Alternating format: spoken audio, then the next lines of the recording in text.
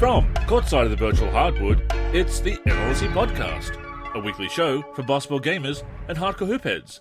This is episode 565. I'm Andrew Forum, Andrew NLSC on X. I'm joined as always by my co-host Derek, DP3 in the forum, and DP3G and DP384 on X. Derek, time once again to talk basketball and basketball gaming, so please, tip us off. Sounds good. Happy to be here as always. First, we will discuss our main topic, which is one of two community questions. I asked, on average, how many hours per week do you spend playing basketball video games, and what modes are you playing? Followed by a conversation about real hoops, which era had the most talent, and which had the most stars. So, Andrew, most people have busy lives, us included. Even the kids that play these games are often bogged down with school, homework, sometimes work, and even just other interests. So I think you would agree that no matter the age, it can be hard to find time to spend on the virtual hardwood. Now, with that being said, you and I make basketball gaming a big priority. Outside of making content for the NLSC, we make sure to jump on the virtual hardwood as much as possible, even when the content won't be shared on social media. So, Andrew, I'll throw it over to you first. On average, how many hours per week do you spend playing basketball video games, and how are you playing when you jump on the sticks? I think these days it's probably 8 to 12. I'm usually getting in at least one game per day, one full game, 12-minute quarters, so that does take about an hour or so. At least 7 hours there, probably more with a couple of sessions on some days and on the weekends. So yeah, I'd say about 8 to 12 on average. And at the moment, I've been playing through NBA 2K15 my career. I usually have a couple of games in the rotation. 2K14 has been on the back burner while I play through 2K15 to talk about my career, which will be in this week's Way Back Wednesday tomorrow. But I'm also mixing it up with anything else that's in my rotation, playing some exhibition games, doing some minimalist modding, playing with scenarios that I've set up in various games. 2K6 has been fun for that, obviously. Live 10 comes back into the rotation every so often, and I'm still looking to do another franchise or single-season mode. We're still talking about what we want to do together, Derek, in that regard. And of course, jumping on with you at least once a week, sometimes a couple of times, to play over Parsec. So playing a mix of exhibition games, one-off scenarios that are fun, playing through my career, looking to get back into a franchise, as I've been doing for so many years now, and obviously the season that we're going to set up when we decide on one. So yeah, 8 to 12 hours is probably the average, playing the familiar modes mostly. But what about you? Well, first off, I want to say that you and I probably connect for 2 hours a week to play co-op. Yep. And we connected today, actually. We played NBA 2K25, the work in progress 0203.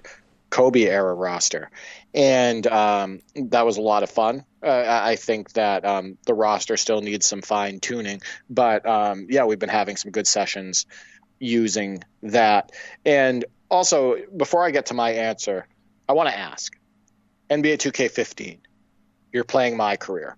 You played NBA 2K14's my career for years, and I believe that you're on season 7 of your my career there. And you're that's still in the rotation as well. But how do you rank NBA 2K15 from a gameplay standpoint in comparison to NBA 2K14? Would you say you're having just as much fun? Would you say that it's a little behind? What would you say? Well, when you're playing 5-on-5 regular gameplay, I think it's very comparable. With my career, it's up there. It's very close to 2K14. They did dumb down the teammate AI a bit. Your CPU teammates aren't as aggressive, they aren't as smart, they won't hit you with snappy passes when you're calling for the ball when you're wide open under the rim and they're ignoring the pass. Although that being said, 2K14, I've upgraded my player and have all kinds of signature skills that allow me to do anything, so that also tips the scale a bit. But I do prefer 2K14 my career because of the teammate AI. Plays a little bit better on the court, I feel, for that reason, if nothing else. But it is definitely comparable, and 2K15 outside of my career, yeah, I'd put it up there with 2K14. Yeah, I prefer 2K14, but just the gameplay is so similar. Yeah. In those two games that it's hard not to like and enjoy both. So for my answer, I would say on average, I'm playing basketball video games between 20 to 25 hours per week. I work around 40 to 45 hours per week, Monday through Friday, but the schedule is consistent. I have my evenings, nights, and weekends off. I think that helps with my ability to set aside time to do content creation for the NLSC, whether it's the top 10, recording the podcast with you, working on gameplay videos, etc. And it also makes it so it's overall easier to make plans to play these games, whether it be solo or with my brothers. Out of that 20 to 25 hours per week, I would say at least 16 of those hours are spent playing with my brothers. The rest is spent playing solo with you or doing roster creation and editing. The primary way I like to play is local co-op or local head-to-head. It never gets old. And with basketball video games, there are so many different ways we can play, especially with the 2K series. Some of our go-tos are fantasy drafts, all-time fantasy drafts, putting legends on a team and going against regular teams, playing a classic season roster that is either in the game by default or modded in, playing a custom season where we have all the greatest teams of all time represented and we each control a team and be each other's opponents, etc. Just endless options. And what does that equal? Endless fun and endless memory creation. We never run out of things to do, Andrew. We rarely play exhibition games. We love stats and stat tracking. We love the progression of a season. So regardless of what game we are playing, we are normally playing in a season mode. And I always try to record highlights. We love looking back on them, and it's great for content creation. I also want to point out that I've been doing this local head-to-head stuff and local co-op stuff with my brothers for decades. My brother Nick and I had a Legends versus regular team season back on NBA Live 96. Remember, you could get the Legends through player creation when you weren't supposed to? Oh, yes. Will Chamberlain, Michael Jordan, Magic Johnson, Larry Bird, etc. And we had a Legend season back then. And we were looking at those stats and had stat goals and all of that stuff.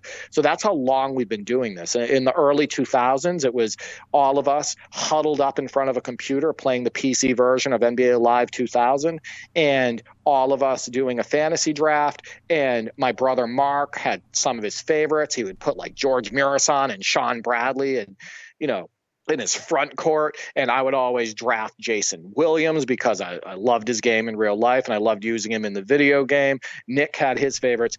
So we've been doing this forever. NBA Live 2004 was a huge one, as was NBA Live 2005 for doing fantasy drafts. And then when we moved on to the 2K series, which started NBA 2K7 because the NBA Live series, as you know, Andrew, lost its death. Oh, yes. Right? And the 2K series still allowed us to all jump into a season and control a team.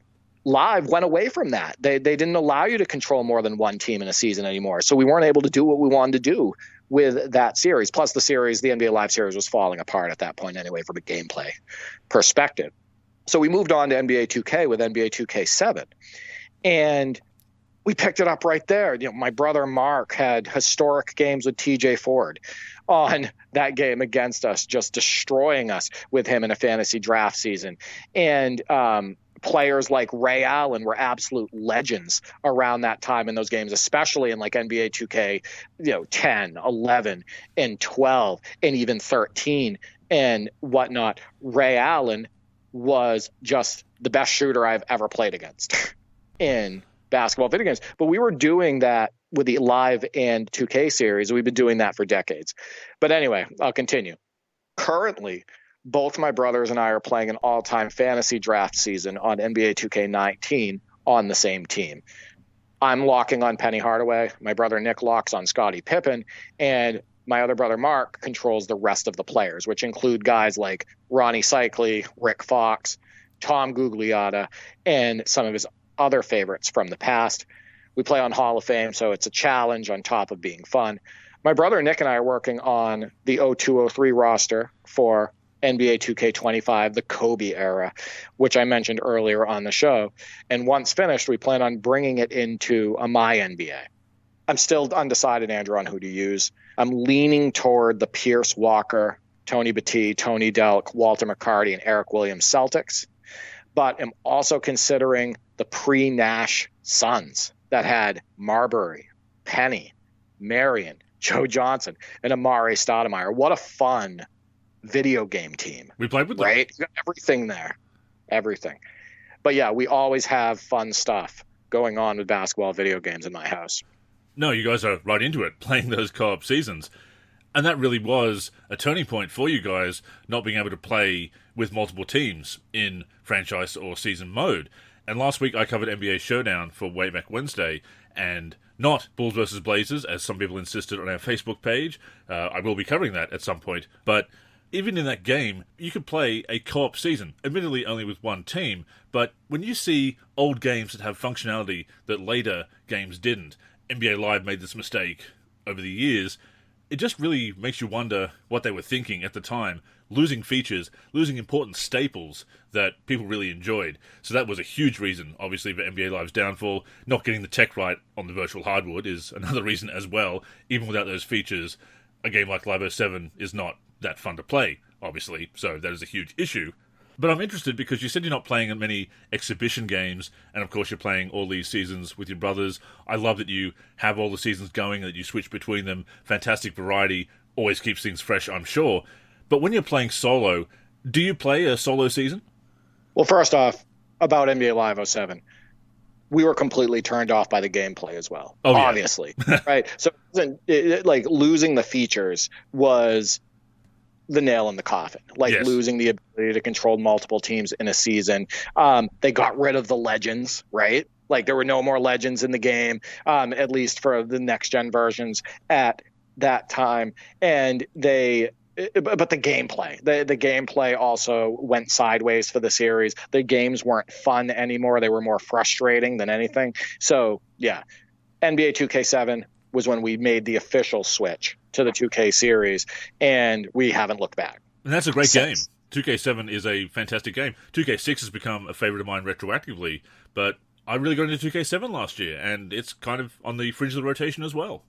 And we had a duel where you absolutely destroyed me with Keon dueling, and I did some damage with TJ Ford. And that was a fun game. That's actually up on the NLSC YouTube. You can look up NBA 2K7 Raptors versus Magic, and that video will pop up and you can watch that gameplay video. That was a ton of fun. We got to play that again sometime. But yeah, as it relates to my solo playing habits, no, I don't. I don't like playing seasons solo. Normally, it's not fun for me.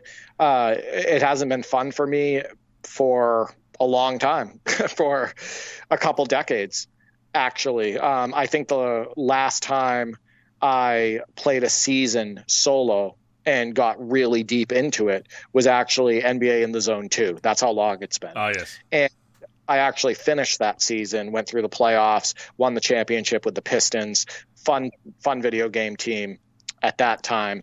And yeah, so I'm not a fan of that. Usually when I play solo, I'm jumping into an exhibition game and maybe I'm making a gameplay video for the NLSC YouTube, right?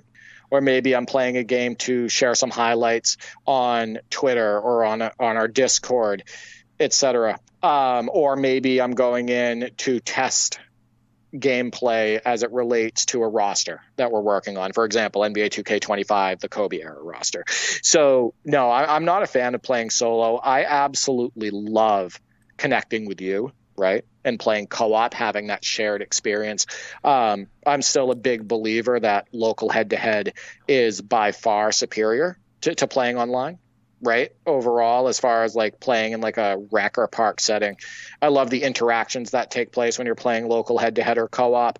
I love the laughs. I just love the fun that takes place. So yeah, my preferred method will always be playing with my brothers or playing with a close friend and playing either co-op or head-to-head.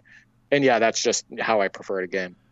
Oh, it makes sense, and I think it exemplifies how we grew up very differently. I do have a half-brother, 16 years older than me. We weren't growing up in the same house at the same time, obviously. So I did play a lot of single-player games growing up, whereas you having brothers growing up with brothers close in age, obviously playing a lot of co-op. And when my cousin Clinton came down, we would play co-op. So if I had a brother around the same age, I probably would be playing co-op as you did, as often as you did growing up, and even to this day, if possible. And certainly I do enjoy local multiplayer, local co-op. It's why our sessions are always so much fun.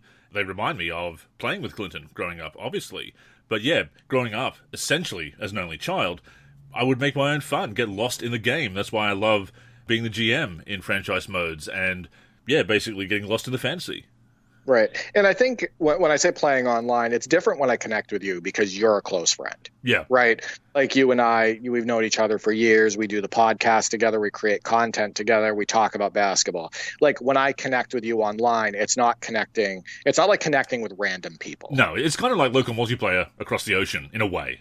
It really is. And we're talking during the game, right? Yes. And it's not toxic or anything like that. So I enjoy connecting with you a lot. And like I stated, the amount of memories that my brothers and I have created playing local head-to-head and local co-op, it's countless memories. We talk about it all the time. We're texting about it. We bring up stuff that has happened recently or in the past, and it's just constant. So yeah, I love having that shared experience. How about that full court fling in that 2K25 game we played on the weekend? So make sure to tune in to our future NLSC top 10s because you will see a excellent full court shot made by Allen Houston of the 02-03 Knicks that went nothing but net. And I think in the game too, Andrew, it was timely because they had all the momentum. At point they had just gone on a run. We went down by double figures and boom, full court shot by Allen Houston, splashes through the net, and now we're confident again. We feel like we're right back in the game. So I think the timeliness of it made it special as well. Oh, definitely. But I still have to give it up to Michael Finley, your Michael Finley, game winner from Beyond Half Court. That is still the biggest, best long bomb that we've had in our sessions. And that was on NBA Live 10 when we were playing head-to-head. And I actually brought that highlight up again on my computer, and my brother was sitting about 5 feet away from me. And he looks at me and he goes, "That might be the greatest shot in video game history." And that's coming from somebody who has played thousands of hours with me on basketball video games over the years. And just the timing of it, it happened right after a turnover that you made. It was from about three-quarter court. It was high arcing, and the net exploded, and it was a true game winner. And, that was pretty insane when it happened. And to your point, here we are still talking about it, reminiscing about a shared favorite moment on the virtual hardwood, even though it was at my expense. I have to give it up for that. As I've said before, it was such an exciting finish. It's kind of a bummer, obviously, to lose in that way. But at the same time, I'm part of a really special game that we can still talk about to this day. Exactly. And that's also why I like creating content for the NLC YouTube, right? And sharing stuff on social media, but mostly YouTube because it's kind of archived there, right? If I upload a gameplay video from a session that we had, it's there, right? We can always go back and look at it. And we can have that shared experience again. And I know that sometimes after our sessions, we'll look at the highlights related to the session that we just had, whether it's looking at it through mirrorless action or OBS, et cetera. And it's fun to look back on it together. And my brothers and I do that with the footage that I record as well. We look back on it. We laugh about the highlights. We say, oh my God, I can't believe that happened. So yeah, I'd like to see more people record footage, Andrew, and not just record footage, take snapshots. I talked about the great photo moments piece of NBA 2K25. How great is that? Beautiful. I have to say it beats the press book. I love the press from NBA 2K10 and whatnot. It gives you 50 random photos from the game that you just played. Photo moments in NBA 2K25 gives you basically unlimited snapshots to look at from the game, right? Like pretty much most made baskets, they have random, like if a player celebrates on the court, it will give you a photo of that, et cetera. And it also gives you many, many different angles of that same snapshot. And you can attach filters to it. It has a bunch of different filters, and you can even rotate the camera and change the angles of that snapshot that they chose and all of that stuff. How great did the snapshots look from that Warriors versus Supersonics game with or without the filter? How good did those photos come out that I shared on the NLSC Discord, whether it was Ray Allen pulling up for a jump shot. It was Jason Richardson dunking in traffic. It was a player celebrating. It was Anton Jamison shooting a floater, etc. How great did those look? I wish more NBA 2K25 gamers utilized the photo moments option. And I wish that the 2K developers deployed that option in all modes, because how great is it for thumbnails? How Fantastic. great is it for looking back on the action? Some of these look like real life. I think you would agree. Yeah. Some of these photos from photo moments look like real life. So I will give a shout out to NBA 2K about that. Photo moments kicks major butt. It's awesome. It's fantastic. A great tool for content creators or just gamers who want to revisit their great moments, game to game. Absolutely take advantage of that. Reminder that on our social media, every weekend we have the hashtag virtual hardwood photos. Share your screenshots anytime, but certainly when you see that prompt from our social media accounts, because we love to see them. And those angles, especially the slam cam. You know I'm a sucker for slam cam, Derek. Yeah, I shared a slam cam shot of Corey Maggette throwing it down using that same Kobe era roster, and you were all over that. You immediately responded and were like, oh my God, you gotta love slam cam. Yeah, right? chef's kiss. Yeah, and I think they made it look perfect in NBA 2K25. That's exactly how slam cam should look. And it actually reminds me of a couple shots that I captured on NBA Live 2000, which I shared on social media. And I think that NBA Live 2000 PC was kind of ahead of its time, Andrew. Definitely. In that regard, as it relates to your replay options, as it relates to your snapshot options, etc. You can look at so many different angles of the action on instant replay in NBA Live 2000 PC. And you can see me utilizing those options sometimes in the NLSC top 10 plays of the week when, we have a Live 2000 highlight in there. Ahead of its time in so many ways. The instant replay, facing the game, the very first franchise mode, which is very solid, and of course just concluded with the 23-24 season. So we're finally past NBA Live 2000 in real life, mind-boggling as that is. Yeah, love Live 2000. It's considered a landmark release for a reason. Yeah, that will always be one of my favorite NBA Live games. Agreed. Before we go on, a reminder that the NLSC podcast comes out every week on the NLSC, nba-live.com, as well as our YouTube channel. We're also on Spotify, Apple Podcasts, and other podcast apps. If you're listening on any of those apps, we'd greatly appreciate a review. To keep up with the show and everything we're doing with basketball gaming in general, connect with us on social media. On Twitter and Facebook, we are the NLSC. We also have an Instagram, NLSC Basketball, and on YouTube, we're youtube.com/NBA Live Series Center. Once again, visit us at nba-live.com, where in addition to the podcast, you'll also find all of our original content, as well as our forum and modding community.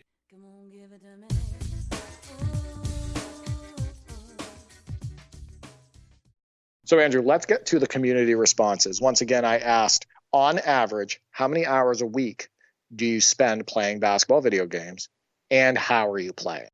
So we received many responses on Twitter. T Gentry at Bucky T states 7 to 8 hours a week, just about. So similar to you, Andrew. He states, already, I've been focused on my 1991 Hornet season in my NBA Eras mode. So after work or the gym, I've been trying to play at least 2 to 3 games of that. And he's been sharing some excellent highlights related to that My NBA, using Muggsy Bogues, throwing it down with Larry Johnson. It's been a competitive season for him so far, and he's enjoyed that aspect. And he's really trying to give NBA 2K25 a chance. He has some similar gripes that I do as it relates to the gameplay and whatnot, but it sounds like he's found ways to enjoy it, tweak it so it fits him, etc. And he's using photo moments, Andrew, during this My NBA, and he's shown a couple breathtaking screenshots of Larry Johnson going up for a dunk, and it just looks awesome. Oh, he's right into it, and Bucky T is around our age, so has a lot of the same nostalgia for players of that time and video games of that time. Love seeing those highlights, making the top 10, obviously. And today, when we're recording this, he actually tagged me on X, mentioning that he just picked up NBA 2K6. Again, a game that I've come to really enjoy over the years. Cheap plug again for my 2005 roster, Derek, working on some minimalist rosters, rolling back the rosters there. But great to see him also getting into the classics. And quite a few people picking up the classics again and playing them, and I'd like to think that we're having an impact there. Yeah, I think that's great. He listens to the show. He has heard you talk highly of NBA 2K6, and that motivated him to pick it up and, give it another go. And so I hope he has fun with it. I think that, at the end of the day, it's probably an underrated title because it was their first game on a new gen. It was their first release on Xbox 360 because, as you know, it wasn't released for PlayStation 3. But they kind of knocked it out of the park, right?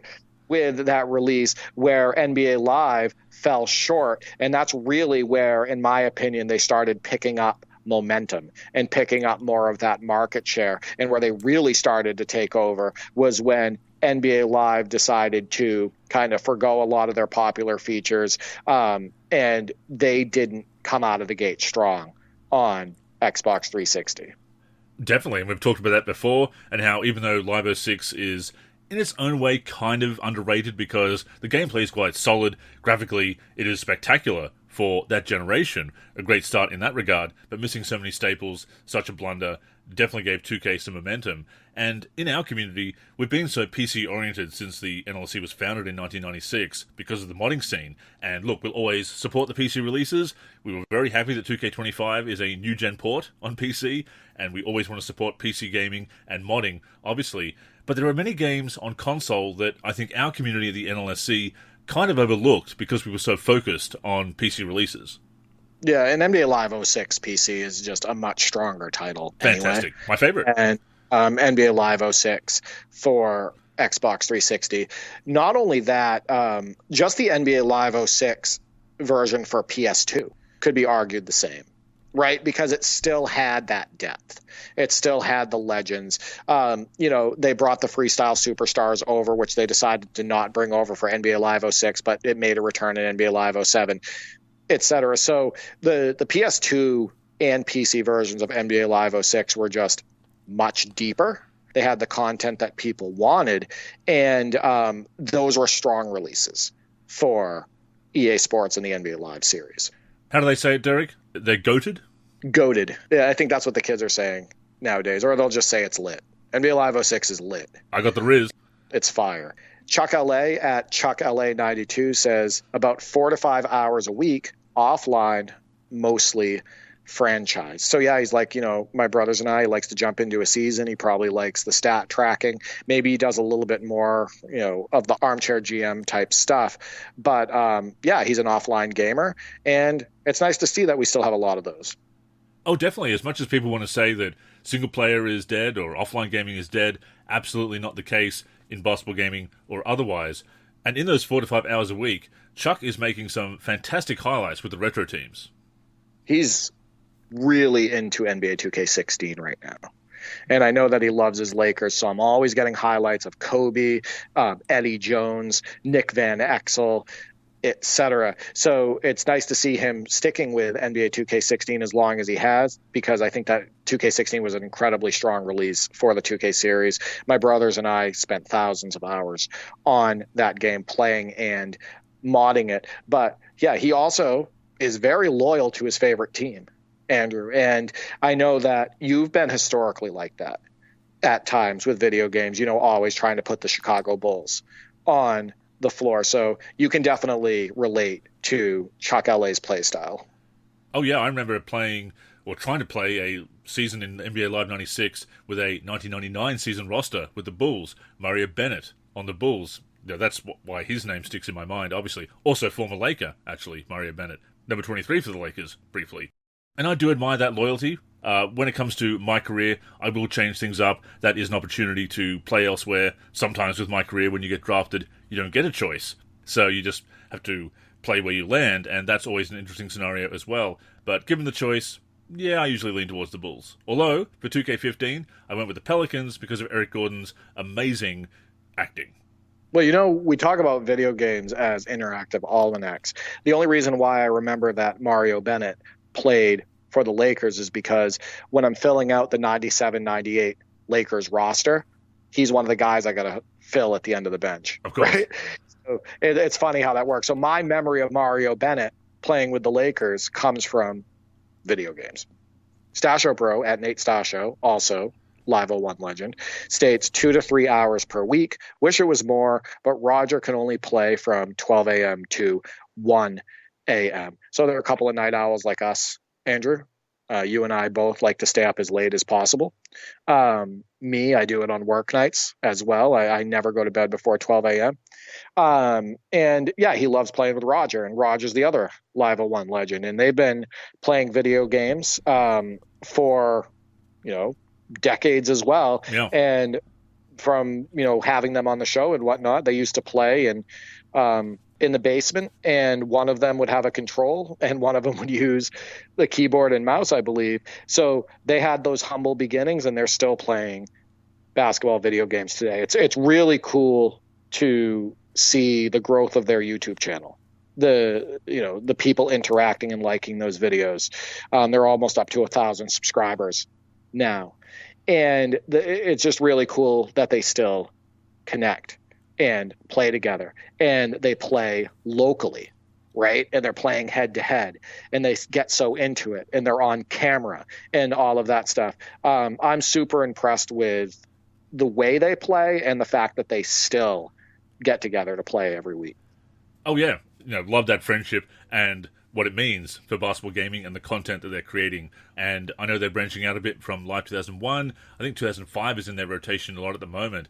I believe it was Nate asked if we could play some more Live 2005 and share that after we shared our 2004 session. So I don't want to speak for you, Derek, but at the same time, I think you'd be up for that. Oh, I'd definitely be up for that. The last time we had a session on NBA Live, 2005, we had fun. We played the PC version. So the other Live 01 legend, Roger Ward, also responded. He stated around 3 hours per week, usually playoffs and or tournaments, or just exhibitions, depending on what rosters we're using. I also like the fact that Roger and Nate really entertain minimalist modding. Yes. And an example of that is when they put together the current Celtics and current Lakers on the console version of NBA Live 2005. And the way they put those teams together, they came out great. And the highlights came out great. In fact, one of the highlights actually was in the NLSC Top 10 Plays of the Week. But yeah, that's minimalist modding to a T. And that's also what you and I have been doing ever since we've had the abilities to make edits in basketball video games. Definitely. I love that. Big supporter of minimalist modding. And it goes to show that you don't necessarily need all of that detail to have fun. On PC, could you update the jerseys? Could you add faces? Absolutely. You get more detail than you can on console. But that doesn't matter. It's not about that. It's about crafting the roster, making the players, filling out the teams, giving them the right ratings, and then having fun on the virtual hardwood. Yes, detail mods are fantastic, but don't sell minimalist modding short, people. Just putting together some fun scenarios and playing them is a blast. Also, it will never get old using your imagination. Yes, that's huge. And that's something that we had to do when you and I were first playing basketball video games, especially me with, double dribble and whatnot, and Tecmo Super NBA basketball. We had to use our imagination a lot. And you know what? I still had fun with basketball video games back then, just as much as I have fun with them today. Royce at Royce Brink 14 states, say 5 to 7 hours per week, mostly on console in single games or season. He states, yeah, I still play season on older games. It sounds weird, but I still do. I don't think that's weird at all, Royce. In fact, I talked about this on a prior show. Stat tracking was awesome, even in games going back to the 90s. Right? In season mode. Look no further than the game I just mentioned, Tecmo Super NBA Basketball. They had really good stat tracking for the season. I played through the majority of a season on that game, once again, using the Pistons. And one of the reasons why I used the Pistons on that game, Andrew, is because Orlando Woolridge was one of my favorite players, and he was on that team. That was one of the years that he played for them, and they still had Isaiah Thomas and Joe Dumars, and they had Rodman, and they had Bill Laimbeer. And one of the things my brother and I always talked about was the fact that on their bench they had Brad Sellers and John Sally, but they used the same digitized portrait for both, so we called them twins. And if you go back and look at the Super NES version, like I stated, it's Tecmo Super NBA Basketball, not Tecmo NBA Basketball, which came out on the NES. Most players had a real digitized portrait of that player. Like if you go to the Celtics, it's really D Brown, right? It's his face, but it's just a little scrambled. But yeah, sometimes they had the same portrait used for different players. But anyway, stat tracking has been good forever. Look at the stat tracking on a game like NBA Live 2000 PC. Andrew, how fun is it to look at those stats in that game and organize them and whatnot? He goes on to state, I'm in a season right now on NBA Live 2003 with the Wizards trying to get his airness a 7th ring. And yeah, Andrew, that's a tall order because he did not have a strong team in that season. I think he knew that when he made his return, that he wasn't coming back with a great team. And I don't think he wanted to come back to the NBA on a stacked team. I think he wanted to try to will a team to success, like a weaker team. And I think that before his knee injury in 01-02, he was definitely doing that.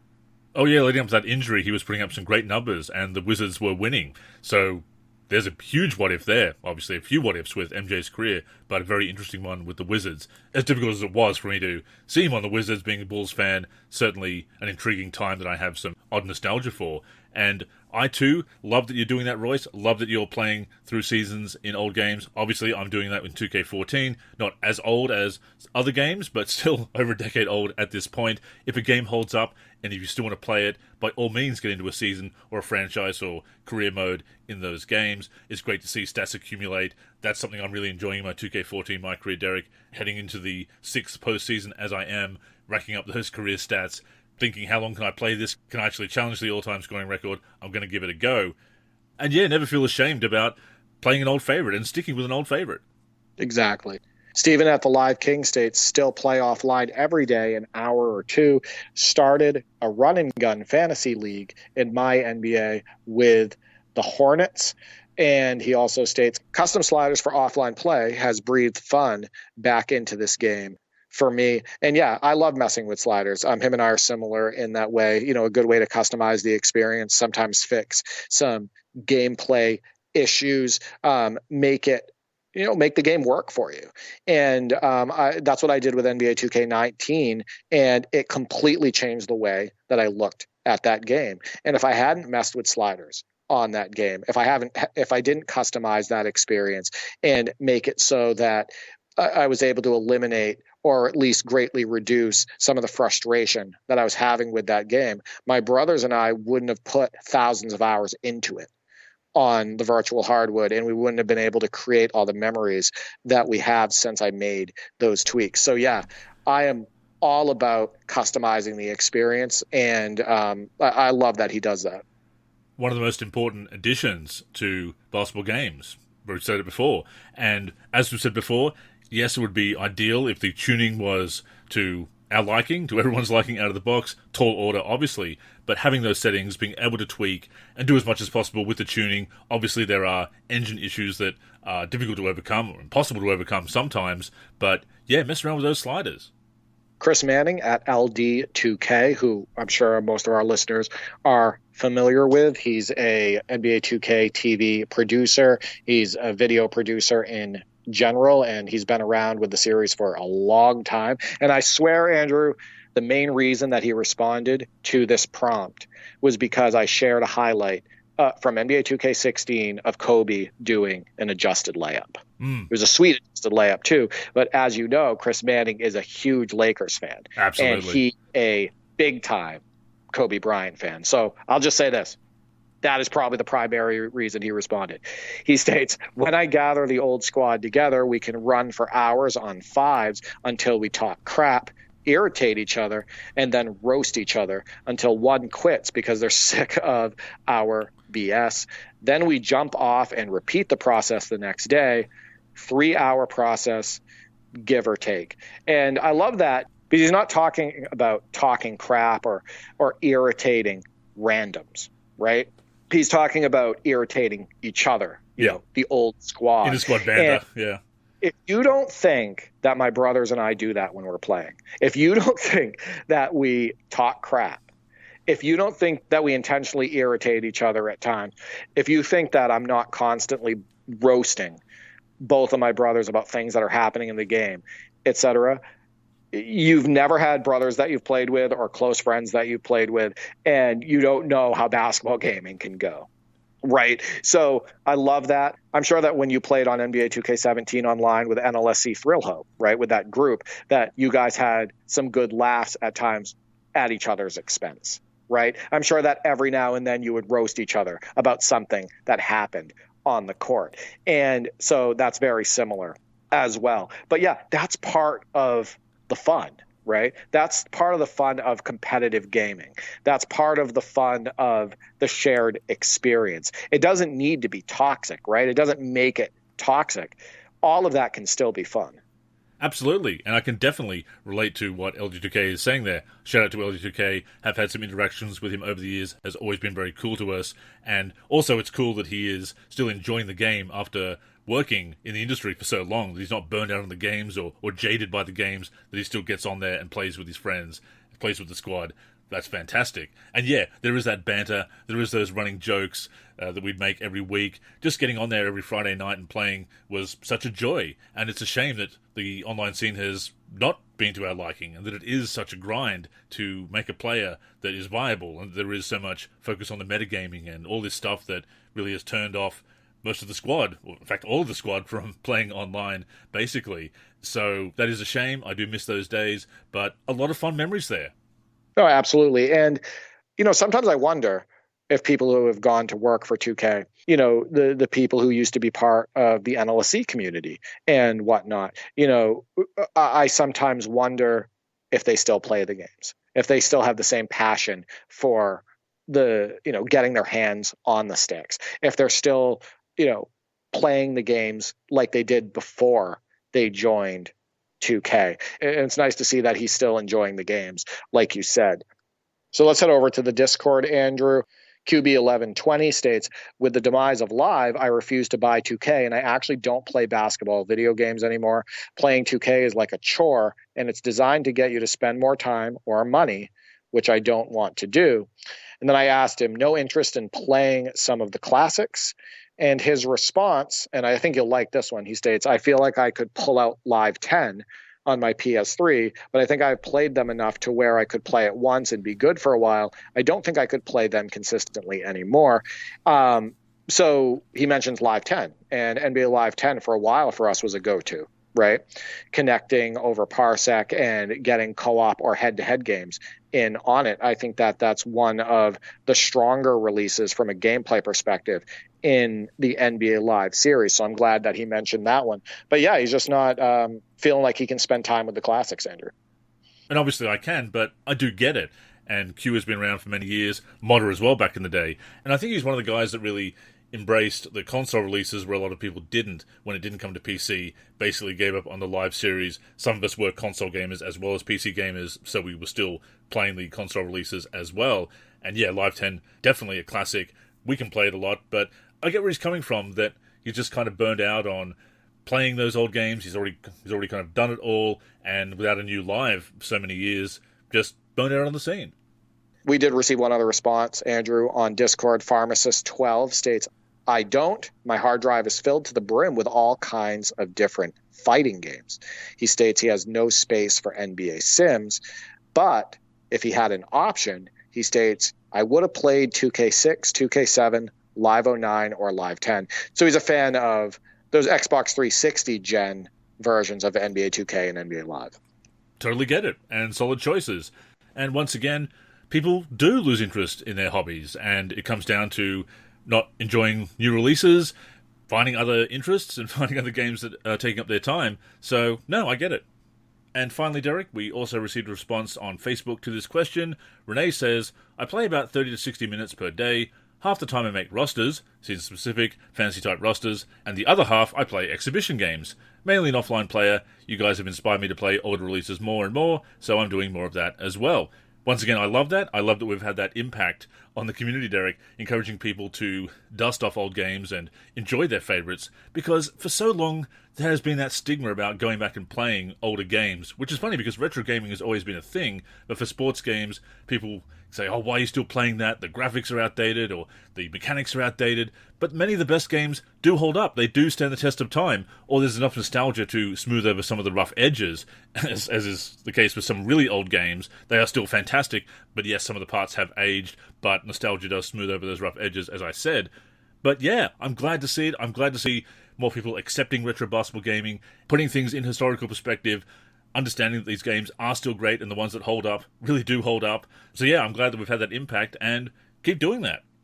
Well, first off, obviously, I love the fact that people are listening to the show and getting these ideas based on our commentary. So thank you for listening to the show, and thank you for trusting Andrew and my, takes on basketball video games and our opinions and whatnot. Second off, outside of even the gameplay, Andrew, so many of these past titles have depth, right? They have depth that people could still sink their teeth into. They have season modes oftentimes, right? Sometimes they have career modes, even something, even like NBA 2K7, right? It has like a fun 24/7 mode. Many of the past games have legends. NBA Live 2005 has All-Star Weekend, right?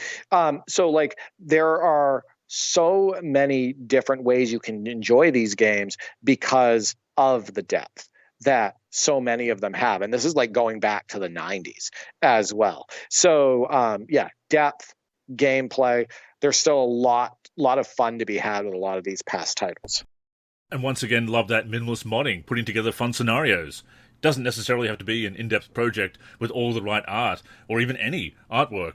If you can make an interesting scenario and it's fun to play with the assets you've got, once again, go for it. Exactly.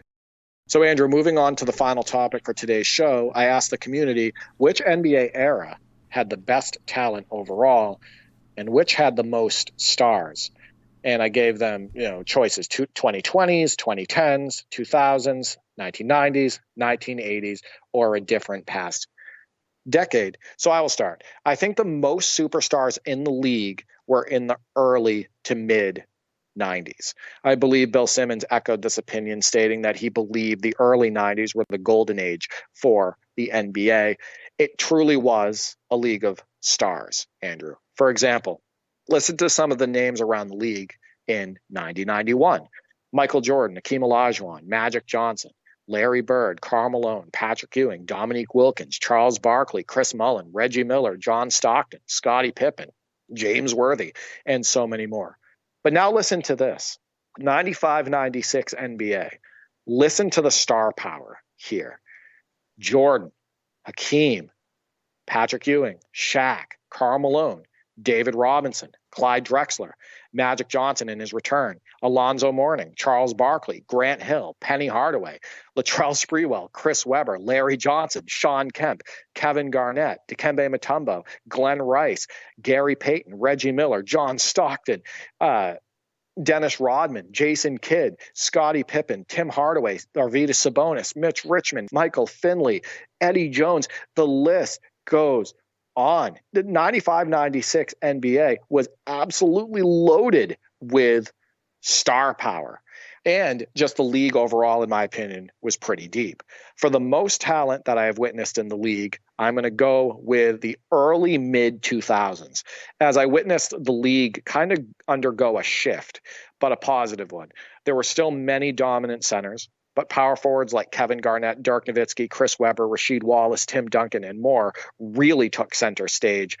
That power forward position became incredibly dominant. The league was flooded with good bigs at both the center and power forward position, while being loaded with a mixture of athletic point guards, crafty point guards, sometimes both depending on the player. And it was also shooting guards, Andrew, in the early mid-2000s. It was, the peak of Kobe, Vince Carter, T-Mac, Paul Pierce, Jason Richardson, Ray Allen, and the combo guards like Iverson and Francis and Arenas and the great passers like Jason Williams and Steve Nash, and the point guards who were, more scorers, but, could also, fill up the stat sheet in the assist column. The people like Mike Bibby, who had the ball on a string, who could pull up on a dime and everything. And then, in 2003, you get Dwayne Wade and LeBron James and Carmelo Anthony, and 0405, here comes Dwight Howard. And now you have Amare Stoudemire and Dwight Howard in the league, who were going to throw down ferocious dunks on almost a nightly basis. It's just, I think just the overall combination of talent and the versatility of the talent in the early mid 2000s is probably the best I've seen, at least in my lifetime. The rim runners, the amount of amazing dunkers and athletes, the different types of point guards that you had on any given night, the unbelievable versatility of the power forwards, etc. So the league had a great mixture, in my opinion, the best mixture of the inside out and outside in game. And most teams really carried their own identity. So many unique teams took the floor in the 2000s. You had the Iverson influence hit our youth, which brought a different style and swagger to the hardwood.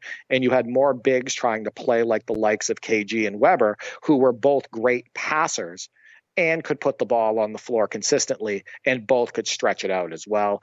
They were also tough, both of them, on both ends.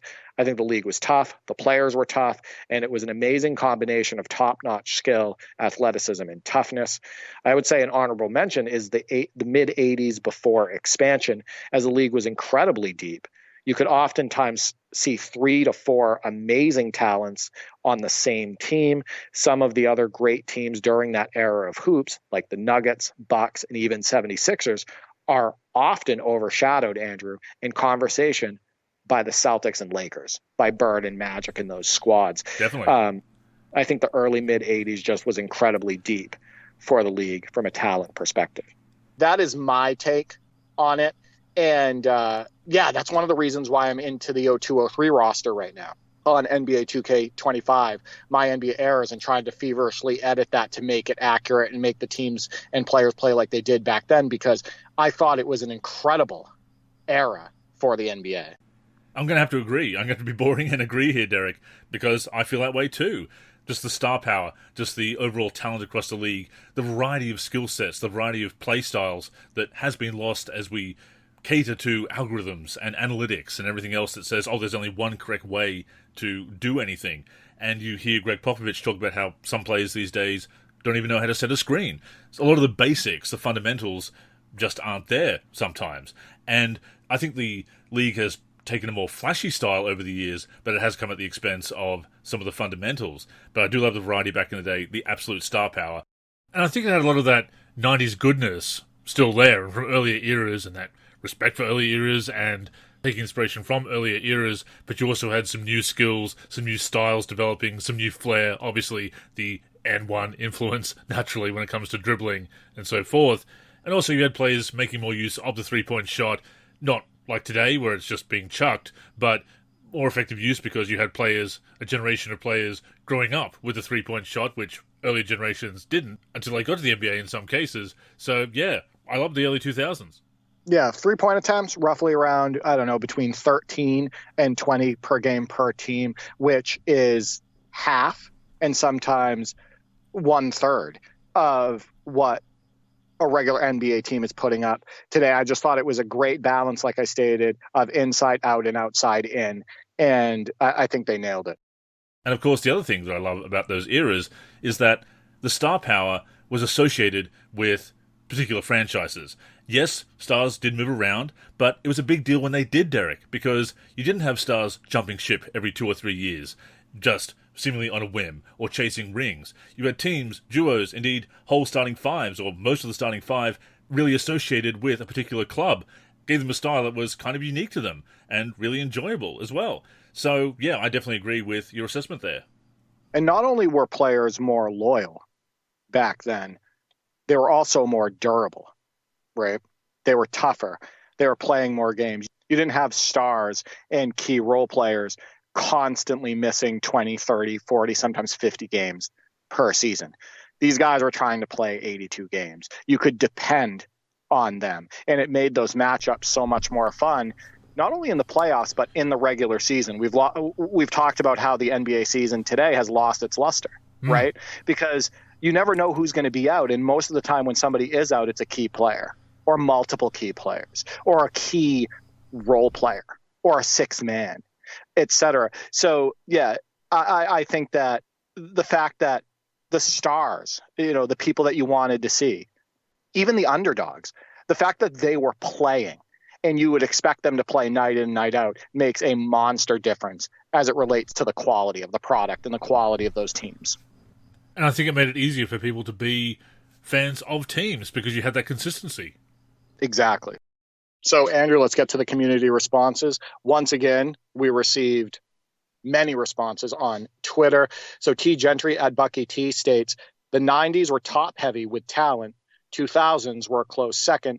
I feel the era of 2000 had the most stars. Reggie. So I didn't even mention Reggie Miller when I was talking about shooting guards, and he was still playing well in the early 2000s for that Pacers team. He states Charles, Gary Payton, etc. were older, but they still played important roles on their teams in the 2000s. States, I didn't see much of the 80s. I was born very close to 1990. So we're in agreement with him there. Stasho Bro at Nate Stasho states, the current era has the most talent because there are more players that can score 20 in any given game. There is so much depth at the NBA and G League level. And I respectfully disagree for the points that I've mentioned on prior shows. And it's okay to have these disagreements, right? He just looks at this current era of basketball and the state of basketball today differently. I think that the system is churning out a lot of the same type of player, and that same type of player is flooding teams in the G League and at the NBA level. And I think that the actual skill sets of these players are hampered by the development that they got during the youth stages of their basketball life, AAU, high school, and college. I think just the quality of college basketball and high school basketball has dropped dramatically over the last 10 years or so. And that's a direct reflection on the product that we're seeing in the NBA. I don't think that these players are as tough or as versatile as what we've had 20 years ago in basketball and in the NBA. Yeah, I think it is very much overstated. The better, faster, stronger, more athletic, it's all part of that same package, which is not to say that I don't think today's players have absolutely no talent. I'm not going to go the opposite way and be like that. And you're not saying that either, obviously.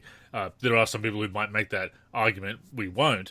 But something I do appreciate about changes over the years is that new styles do emerge, that you do have players not necessarily sticking to the same roles. We do have players encouraged to do things differently.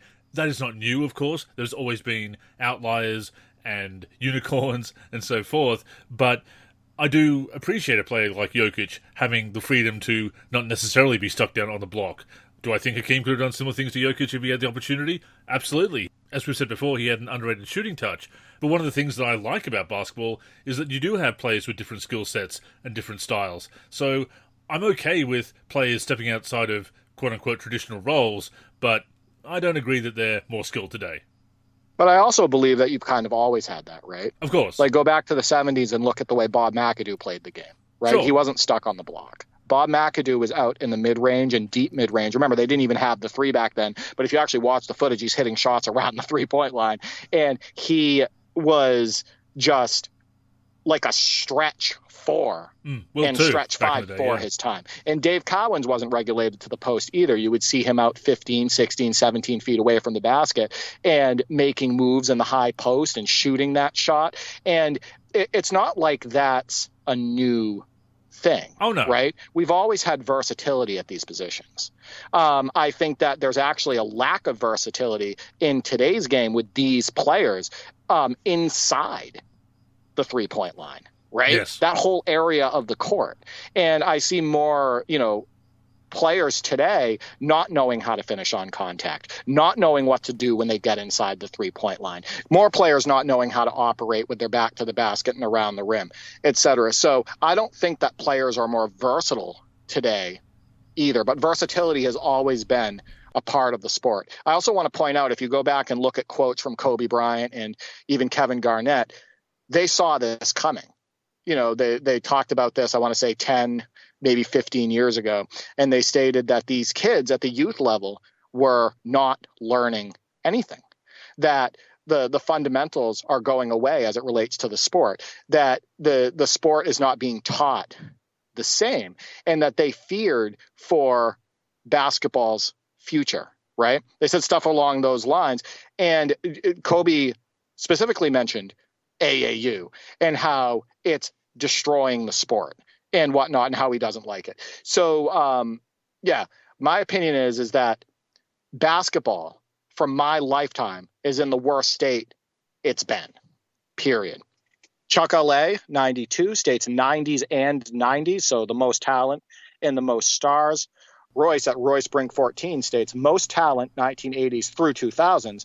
And when he's talking about most stars, he states that is hard because as a huge fan of the NBA in the 90s and 2000s, the more I see in footage from the 1980s and I look up players, I have to go with the 1980s. But 90s and 2000s are a very close second. Yeah, Andrew, I talked about it earlier on the show. The 80s were stacked.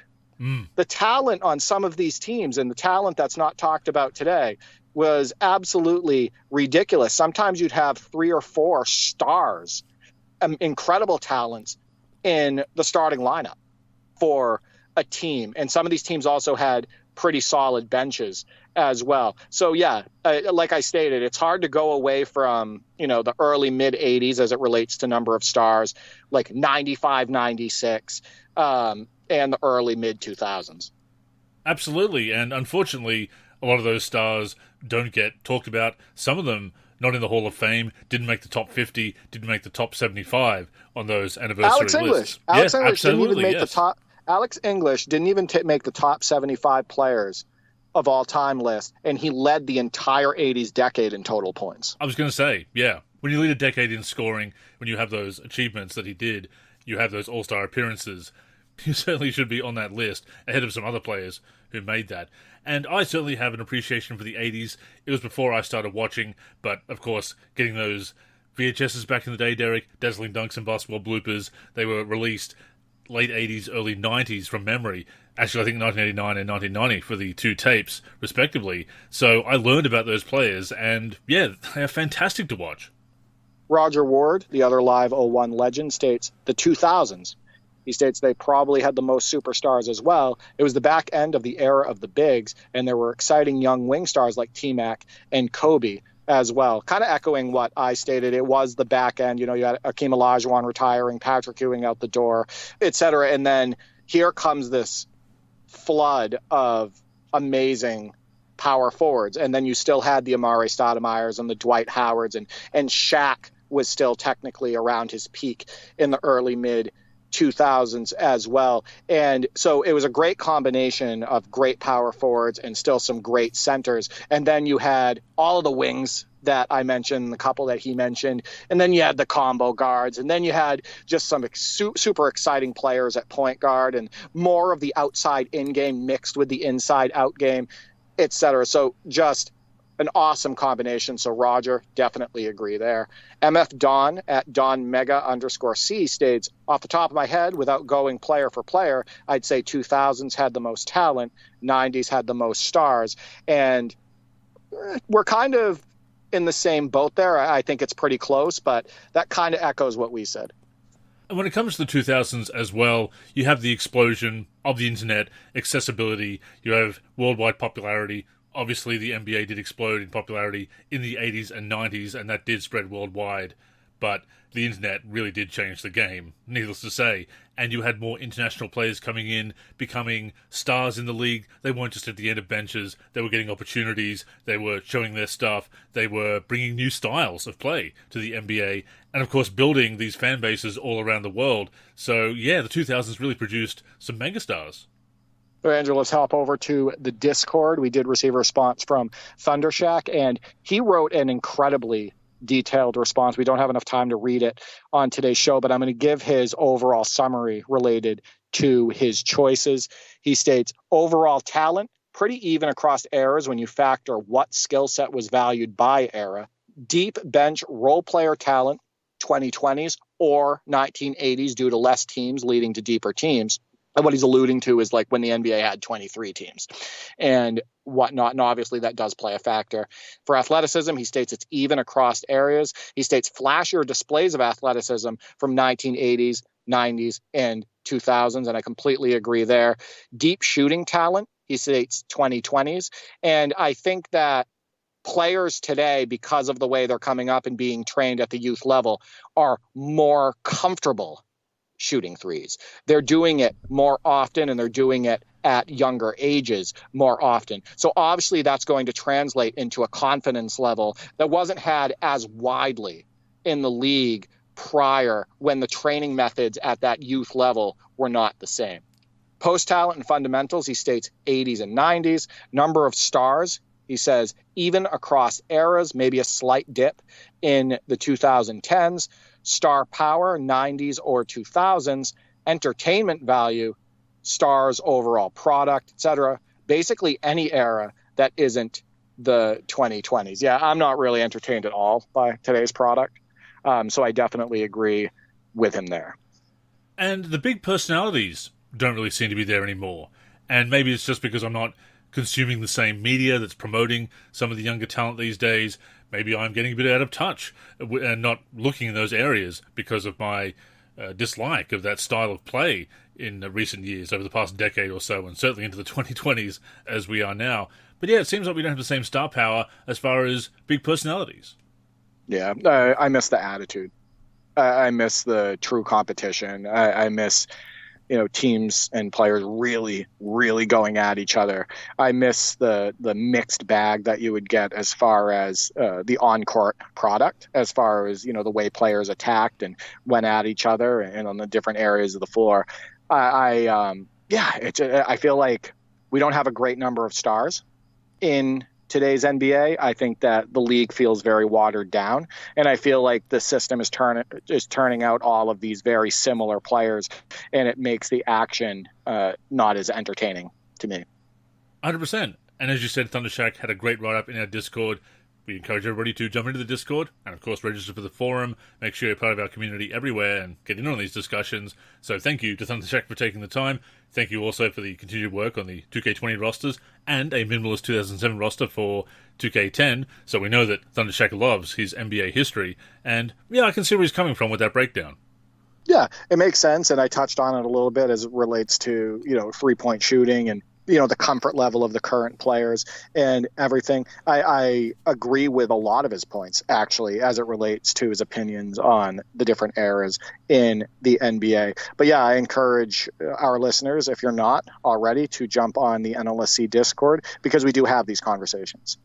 And of course, those conversations will continue in the Discord, in the forum, and on social media. And thank you once again for everybody who responded to Derek's questions this week. With that being said, that has brought us to the end of this week's show. As always, thank you for tuning in, and please join us again next week, and every week, on the NLSC, m-live.com, our YouTube channel, or wherever you listen to podcasts. In the meantime, make sure you're following us on social media, that's where you can get in touch with us, and of course, stay up to date with all of our content.